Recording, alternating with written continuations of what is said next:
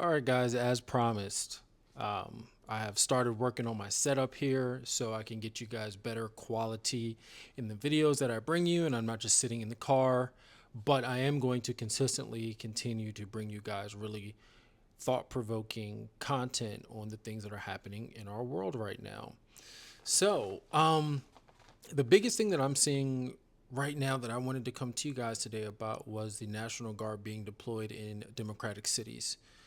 And what that actually means while we are having a government shutdown, and most people cannot even afford to fight back in such a way. So, the crux of it is I was watching Tucker Carlson. Think of me what you will, but I watch a little bit of everything when it comes to the political space. And again, I really don't want this channel to be I don't want this channel to be a political channel, but there's so much happening right now in the world of politics and how it's cross-sectioning with things that I'm actually seeing in my everyday life. I just feel like I have to talk about those things right now. But Tucker Carlson started to ask the question about, so are we heading into a civil war? And I wanted to think about that for a little bit.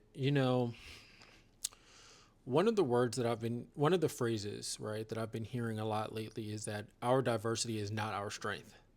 I've been hearing that a lot right now. He said it, Pete Hegseth said it. In America, our diversity, we've been taught that our diversity is our strength, right? We've been taught that this country is a melting pot.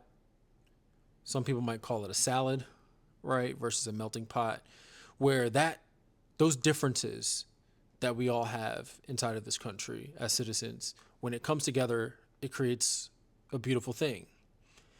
What we're seeing now is that those differences are driving wedges politically that are so deep and so wide, these wedges, that a lot of thought leaders and people don't really think that we're going to be able to like have a country moving forward where things still look like they are now. And Tucker Carlson started to talk about that more, and he said our diversity is not our strength, and I keep hearing that. So with the National Guard coming into these democratic cities, I think that it's very interesting the way that the state of Illinois is going about it. Especially when I look at how Mayor Bowser in D.C. reacted. She's right there in the fire with the White House, so there wasn't really much she could do. There is no governor that would back her. She was just kind of out there left alone. Boom. National Guard's going into D.C. Nothing you can really do. Illinois is a little bit different. And it appears that they're also sent them out to Portland, so Oregon as well, I guess, is going to have National Guard out there because of these ICE protests and people going against ICE and things like that. I just think that it's very interesting, and it does feel like it is headed towards some sort of conflict, a serious one.